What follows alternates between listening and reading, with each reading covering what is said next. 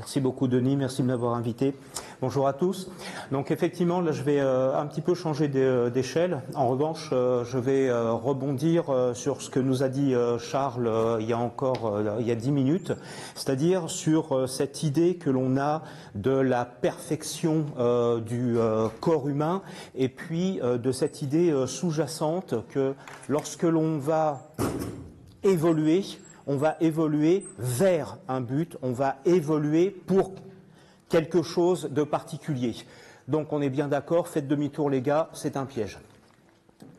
Alors la notion d'évolution à l'heure actuelle, je pense que tout le monde la comprend, tout le monde l'accepte. Ça devient beaucoup plus compliqué, beaucoup plus compliqué à partir du moment où on essaye vraiment de comprendre les mécanismes par lesquels cette évolution, elle va se mettre en place. En fait, quels sont les mécanismes de la transformation, évolutive. En réalité, pour, je pense, la majorité d'entre nous, on n'a pas fait beaucoup de progrès.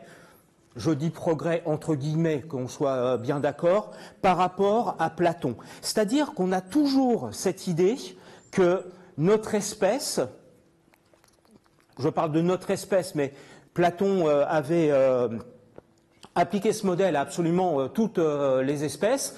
C'est une espèce de copie imparfaite, mais d'un modèle qui, lui, est parfait. En fait, on va se définir en tant qu'être humain sur un modèle, et puis on va accepter, ou pas d'ailleurs, quelques imperfections par rapport à ce modèle. Donc on va partir de ce principe que, par définition, notre corps, quelque part, il est parfait. Alors moi, je suis désolé, je suis paléontologue. Dans la vraie vie, j'étudie l'évolution des requins, hein, pas grand-chose à voir avec ce que je vais vous dire aujourd'hui, mais tout ce que je vais vous dire, c'est nourri en fait de plusieurs dizaines d'années d'enseignement maintenant. Et partant du principe que notre corps est, entre guillemets, parfait, donc notre squelette, pour ce qui m'intéresse aujourd'hui, est parfait, on va avoir cette impression que tous les éléments de notre corps sont apparus pour une fonction bien déterminée. Le problème, c'est que c'est absolument pas en réalité ce qui s'est passé. Parce que si vous voulez comprendre ce que fait aujourd'hui n'importe quel élément de votre corps, de votre squelette, vous n'arriverez jamais à le comprendre correctement si jamais vous ne prenez pas en compte l'histoire qu'il y a derrière. Alors, je vais vous prendre juste un exemple. Je vais vous prendre le poignet. Oh, c'est génial, le poignet. En plus, regardez-moi ça. Notre carpe, 8 os, 8 os, qui sont bien articulés les uns avec les autres. Pour une raison évidente. Regardez, je vais bouger ma main dans tous les sens. Si jamais vous allez discuter avec un ingénieur, il va vous dire que pour bouger la main dans tous les sens, il n'y avait pas forcément besoin de mettre 8 os en connexion les uns avec les autres. Il y a des systèmes qui sont beaucoup plus performants et qui sont beaucoup plus simples. D'où est-ce que ça vient, ça? En fait, on va revenir vraiment à la base de notre histoire évolutive. Tous les vertébrés sont apparus dans la mer. Nous sommes des animaux aquatiques, nous sommes tous en fait hérités de poissons. Nous sommes des poissons qui sommes sortis de l'eau. Alors pour sortir de l'eau, qu'est-ce qu'il va falloir faire? Alors, de façon à ce que nous soyons capables, on va revenir à un sujet qu'on a déjà abordé, de façon que nous soyons capables de lutter contre la gravité en milieu terrestre, eh bien, nos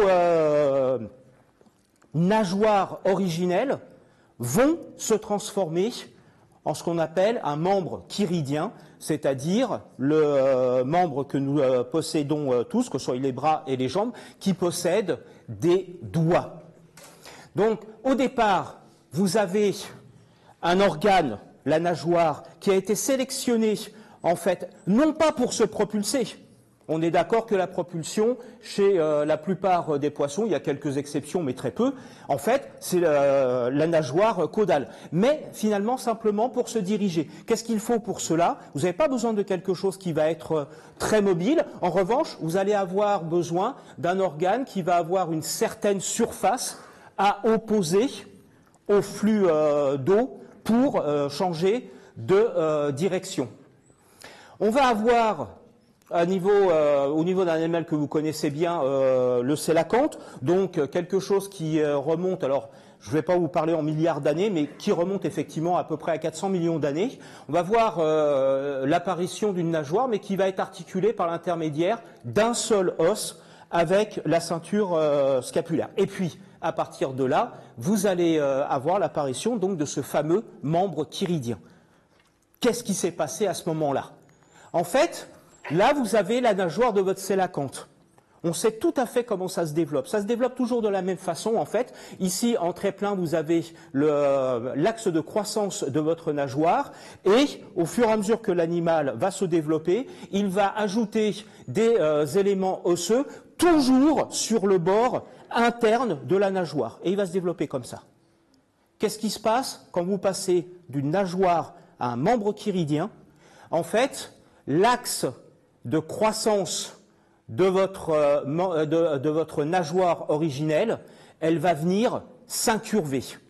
À partir du moment où elle s'incurve, comme vous avez ajouté des os supplémentaires uniquement sur la partie interne de votre os, vous allez venir un petit peu mettre tous ces os les uns sur les autres et vous allez créer une structure qui est complexe. Et je serais tenté de vous dire inutilement complexe.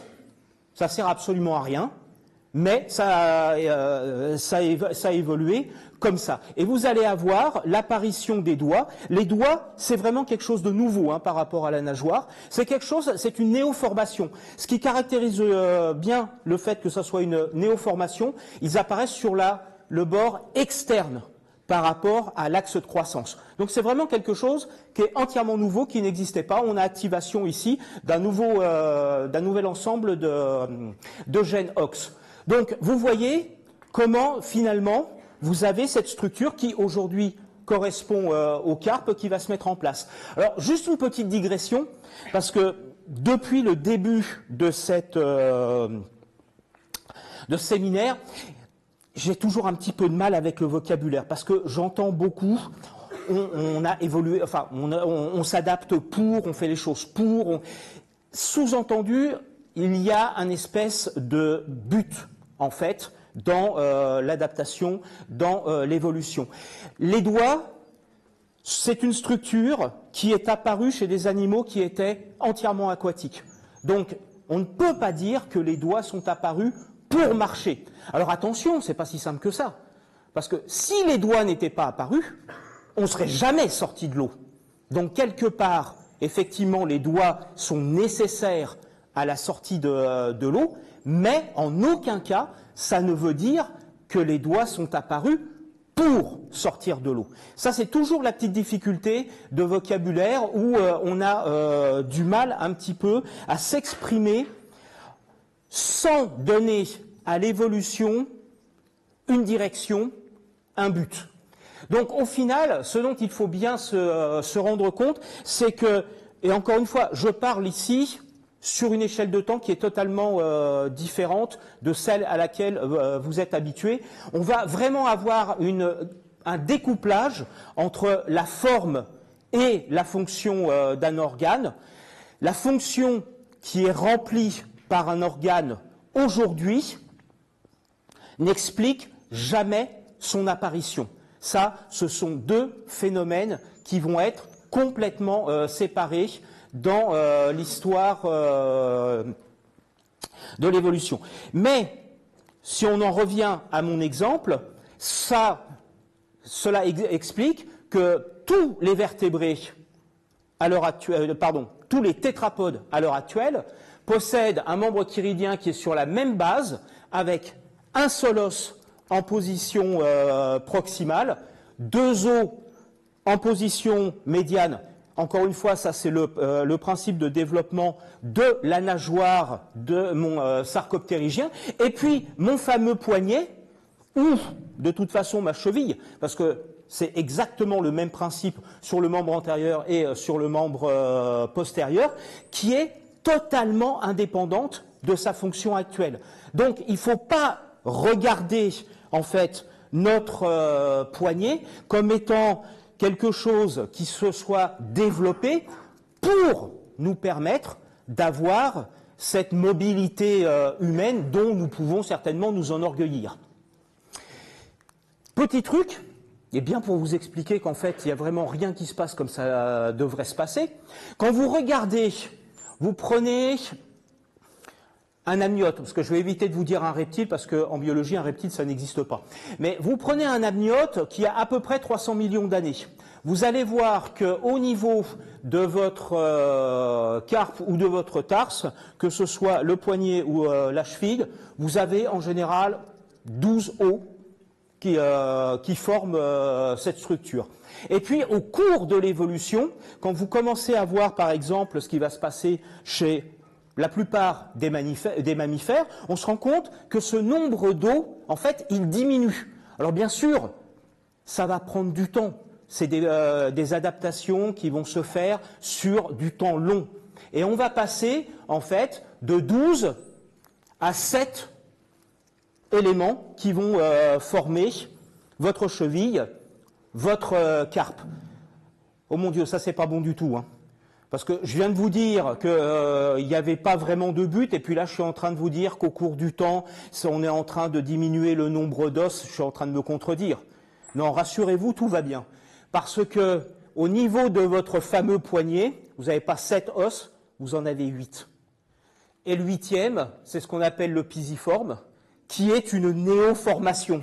Donc vous voyez, on part sur, on va dire, 12 éléments au départ de mon histoire, parce que c'est lié au plan de développement, au plan de croissance du poisson que j'ai été. On est bien d'accord, ça fait beaucoup trop d'éléments, ce n'est pas quelque chose qui est efficace. La sélection naturelle, parce que si à partir du moment où vous avez 12 os que ce n'est pas très efficace, ça veut dire qu'au cours de votre développement, vous allez dépenser un certain nombre, une certaine quantité d'énergie pour fabriquer un élément qui ne va pas servir à grand-chose. Petit à petit, la sélection naturelle va avoir tendance à favoriser la réduction des os. Et puis, alors, ne me demandez pas pourquoi le pisiforme est apparu chez les mammifères, parce que je n'en ai absolument aucune idée, mais vous avez ce pisiforme très développé qui apparaît chez les mammifères et qui va à nouveau se réduire, non pas disparaître, mais à nouveau se réduire dans la lignée humaine. Donc, vous voyez que, encore une fois, on peut avoir une tendance sur le long terme, mais encore une fois, vous n'avez pas de but, votre tendance, elle ne va pas d'un point A pour aller vers un point B. Tout est toujours beaucoup plus compliqué quand on essaye de comprendre l'évolution.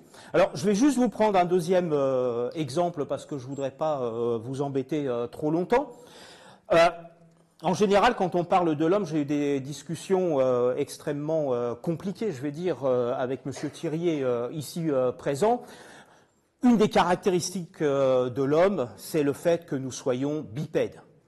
Parce que quand même, la bipédie, c'est une caractéristique de l'homme. Hein, les bipèdes, c'est nous. Enfin bon, désolé, je voudrais quand même revenir dans ma partie à moi. Nous sommes vraiment une exception. En plus, nous avons un système de bipédie qui est vraiment très particulier, qui est beaucoup de choses, sauf performant. Je suis désolé, Patrice. En fait, les véritables bipèdes, de loin, dans le règne animal actuel, ce sont les oiseaux, qui commençaient avec les dinosaures. Alors, on est bien d'accord, là, on va parler d'un système de bipédie qui est très, très différent du nôtre, mais les bipèdes, non, désolé, c'est les oiseaux, c'est pas nous. Je ferme la parenthèse. Notre bipédie, un des éléments les plus importants, finalement, ça va être cet os, notre fémur. Fantastique, notre fémur. Non, parce que regardez, c'est la pureté des formes, la beauté de cet os. Moi, je ne sais pas, parce que on est en train de parler de bipédie. Pourquoi j'ai pas mis un pilier, quoi? Ça aurait peut-être été beaucoup plus simple. Pourquoi est-ce qu'on a ce problème, Pourquoi est-ce qu'on a cette posture érigée? Je ne parle même pas ici de posture bipède. Là, encore une fois, on ne peut comprendre cela que si on comprend d'où on vient. Je vous ai dit, à la base, nous sommes des poissons. Or, lorsque vous êtes un poisson, vous vivez dans un monde qui est très très différent du monde dans lequel un animal terrestre vit, parce que, en fait, vous êtes soumis à la poussée d'Archimède qui est produite par l'eau dans un système planétaire qui est soumis à une force de gravité, ce qui veut dire que globalement, un poisson, par rapport à nous, ne pèse rien. Je parle ici de poids, hein, je ne parle pas de masse. Mais en termes de force exercée, la poussée d'Archimède vient compenser en grande partie le poids, et un animal marin va donc peser beaucoup moins que nous. On sort de l'eau. On ne se rend pas compte des difficultés que ça représente de sortir de l'eau alors que notre lignée vivante, elle est apparue effectivement dans l'eau. Vous allez avoir deux problèmes différents l'un de l'autre. Vous allez avoir un problème de maintien de votre organisme. Donc globalement, vous allez avoir besoin d'une structure de renfort qui va tout simplement vous permettre de vous tenir, dans notre cas, debout. Donc ça va être le développement de squelettes plus ou moins massifs. Ça s'applique absolument à tout. Chez les plantes, ça va passer par le développement de tissus ligneux, si vous voulez que votre plante, elle dépasse le stade de l'herbe. Vous allez ensuite avoir un second problème, ça va être le déplacement, puisque comme vous allez peser beaucoup plus lourd, quand il va falloir se déplacer, vous allez devoir dépenser beaucoup plus d'énergie qu'un animal marin pour se déplacer sur la même distance dans l'eau. Donc, il va falloir développer une musculature locomotrice performante, ce qui veut dire également un métabolisme plus élevé, puisque vous allez avoir une consommation énergétique qui va devenir d'autant plus importante. On était des poissons. Comme je vous l'ai expliqué, un poisson, les nageoires, leur fonction principale, la raison pour laquelle elles ont été sélectionnées par l'évolution, c'est pour assurer la stabilité et les changements de direction de votre animal. Encore une fois, pas besoin d'être un ingénieur de très haut niveau pour comprendre que si vous voulez stabiliser le corps d'un animal au cours de la nage, vous allez mettre les éléments stabilisateurs plutôt sur le côté. Ça sera quand même plus efficace, surtout quand on va parler de changement de direction. À partir de là, lorsque votre membre chiridien il apparaît, naturellement, le membre chiridien, il est placé sur le côté du corps. Or ça, une fois que vous êtes sorti de l'eau, c'est un gros problème, parce que vous allez en fait rajouter un effet de bras de levier par rapport à la force que vous devez opposer sur le sol en réaction au poids de l'ensemble de votre corps. Donc, c'est un système qui va être extrêmement consommateur d'énergie. Consommateur d'énergie. Je ne suis pas en train de dire que ça ne fonctionne pas. Pendant 200 millions d'années à peu près, la vie sur la Terre, ça a ressemblé à ça, avec des animaux qui ont pu atteindre de très grandes tailles. Là, vous avez un paréasaure du Permien russe, donc à peu près 260 millions d'années. L'animal mesurait jusqu'à 3 mètres de long, pesait un peu plus d'une tonne.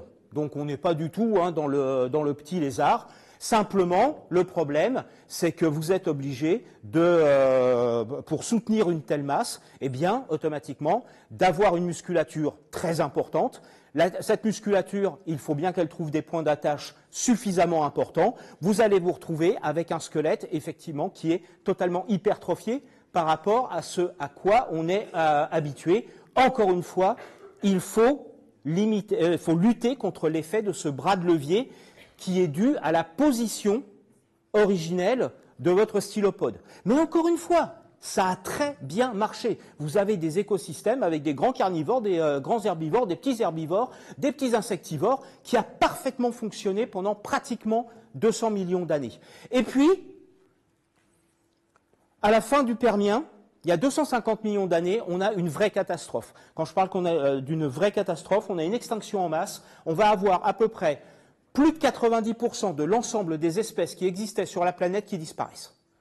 Donc là, on va, entre guillemets, remettre les compteurs à zéro. Et là, il va se passer quelque chose de tout à fait fascinant. Vous êtes au Permien avec tout un écosystème de tétrapodes qui sont tous avec une posture semi-érigée. Et puis, parmi les rares survivants, on va voir apparaître une posture érigée. Une posture érigée d'un point de vue, encore une fois, purement biomécanique, c'est remarquable. Parce qu'une fois que vous avez mis votre membre, entre guillemets, un petit peu en forme de colonne sous votre corps, vous allez lutter contre la gravité d'une manière qui va être passive. Si vous ne me croyez pas, restez comme ça pendant 2 heures. Si vous tenez 2 heures, vous venez me voir parce que les prochains Jeux Olympiques, j'ai peut-être un truc pour vous. Mais c'est un véritable gain d'énergie. Entre guillemets, on peut parler de progrès. Moi, ce qui m'intéresse, c'est qu'il n'y a pas eu en réalité de progrès, puisqu'il n'y a pas eu de remplacement de faune.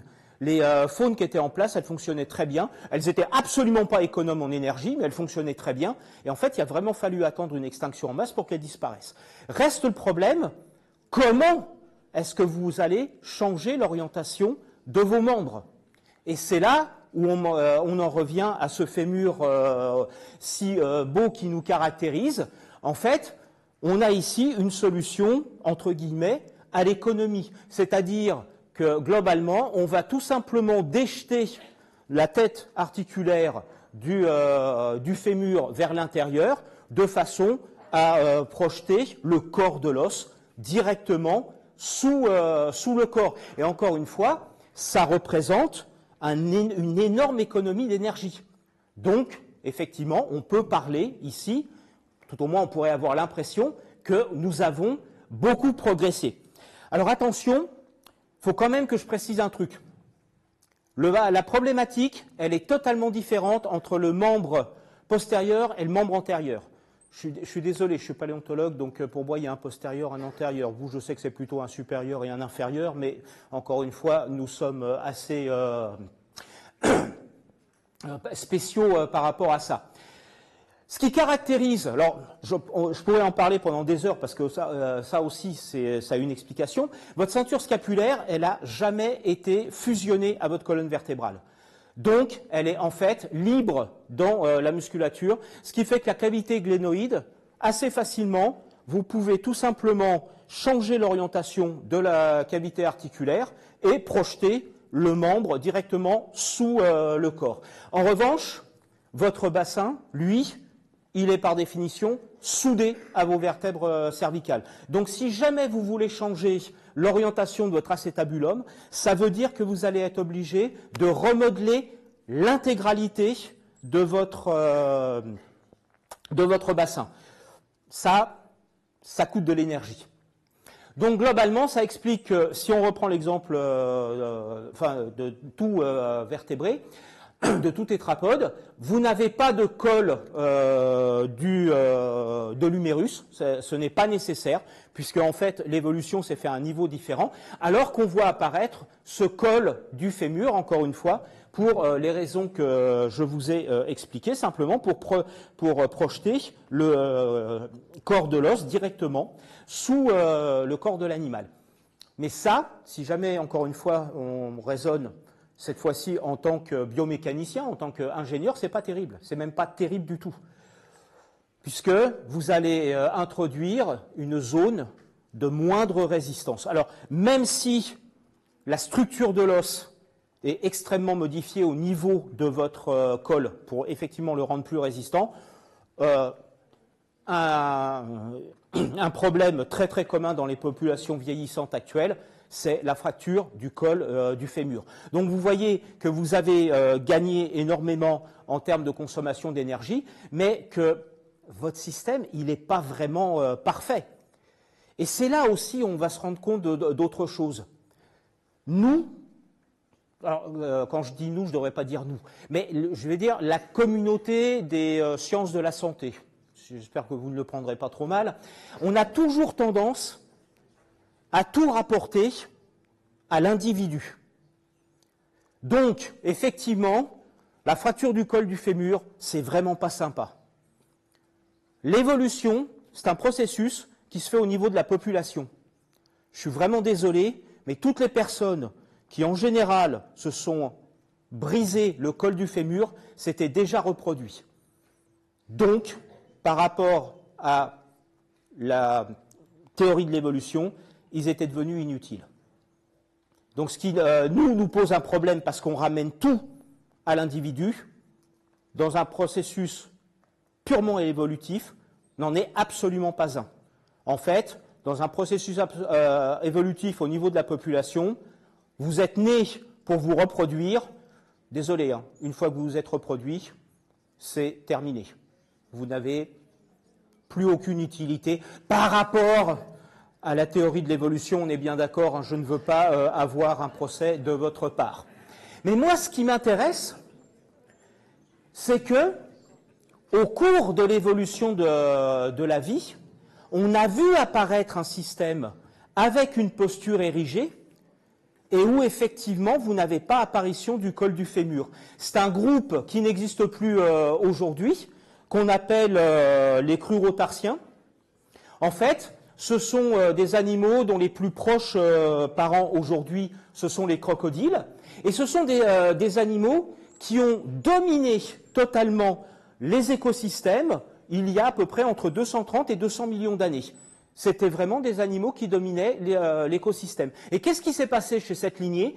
Chez cette lignée, on a effectivement eu un remodelage complet du bassin qui permet d'orienter l'acétabulum, alors pas complètement vers le bas non plus, hein, ça c'est un petit peu exagéré, mais d'orienter cet acétabulum vers le bas, ce qui fait que le fémur ressemble à ça. Alors bien sûr, il est un petit peu arqué, mais vous remarquerez que d'un point de vue biomécanique, ici, vous n'avez pas d'apparition de col du fémur. Vous avez, encore une fois, d'un point de vue biomécanique, quelque chose qui est plus efficace.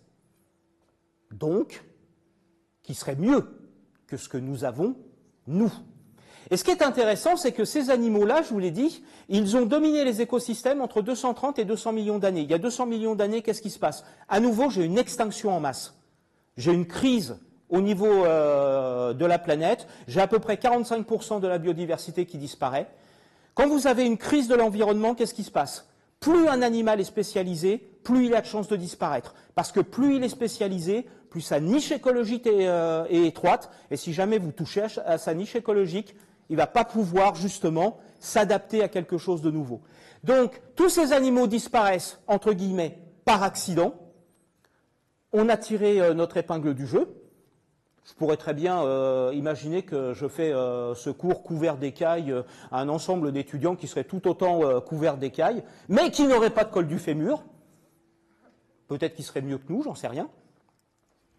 Et vous voyez que, encore une fois, là, vous avez un effet de disparition d'un système qui est meilleur que le nôtre, qui en fait est juste un accident. Donc, ce que j'essaye de vous dire, en fait, c'est que vous ne pouvez pas partir de l'idée que votre corps, il est parfait. Parce qu'il y aura toujours eu mieux qui a été mis en place quelque part.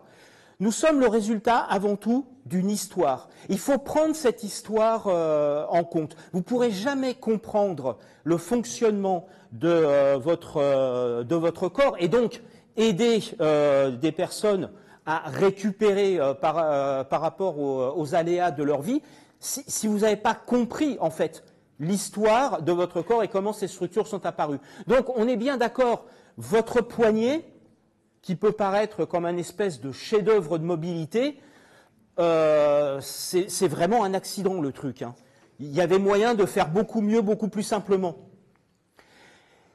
Quelque chose qu'il faut vraiment également garder à l'esprit, je rejoins la médecine spatiale, si je peux m'exprimer ainsi, c'est l'importance de la gravité par rapport à l'adaptation, alors pas seulement de notre squelette, hein, à l'adaptation de notre corps, mais on vous en a parlé beaucoup mieux que moi. Tout le problème lorsque vous sortez de l'eau, vous êtes des poissons, donc vos membres chiridiens, finalement, ils sont sur le côté. Je serais tenté de vous dire, par rapport à l'idée qu'on se fait, nous, aujourd'hui, de notre locomotion, ils sont extrêmement mal placés. Chez nous, comme chez les oiseaux, soit dit en passant, la solution, elle est passée au niveau de notre membre postérieur par l'apparition d'une zone de moindre résistance au niveau du fémur. Ça marche très bien. Ne me faites pas dire ce que j'ai pas voulu dire. Je ne suis pas en train de vous dire que vous êtes mal foutu. Non, ça marche très très bien. Mais, par rapport à l'idée que vous pouvez vous faire de votre corps, ce n'est pas la perfection. Il y a eu un système qui n'était de toute façon pas non plus parfait, qui est apparu au cours de l'évolution, qui a disparu au cours d'une extinction en masse, entre guillemets, par accident. Donc voilà, toujours mettre en fait l'interprétation que l'on fait de notre corps à l'heure actuelle, des fonctions que notre corps à l'heure actuelle remplit par rapport à son histoire. Donc en fait, ce que vraiment je voudrais vous dire, c'est que j'essaye vraiment de vous expliquer que vous ne pouvez pas avoir un but prédéfini dans un processus d'évolution. En fait, votre processus d'évolution, il va suivre l'évolution de votre environnement. À partir du moment où l'environnement change, vous allez avoir sélection naturelle de nouvelles capacités, ce qui veut dire que les individus mal adaptés vont disparaître. Et à partir de là, votre environnement, il ne sera jamais stable, donc vous ne pouvez pas avoir un but. Ce que je voudrais également vous dire, c'est que vous ne pouvez pas dire, et je sais que même moi, en fait, par raccourci, j'ai tendance toujours à le dire quand je donne mes cours, mais un organe ne peut pas apparaître pour une fonction donnée.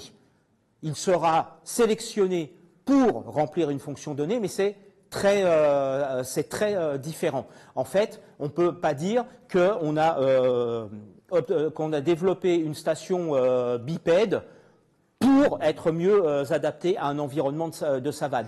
Notre station bipède a été sélectionnée parce qu'elle nous permettait d'avoir un avantage. Ce n'est pas tout à fait la même chose. Alors, je voudrais revenir pour finir, je suis dans les temps, j'espère.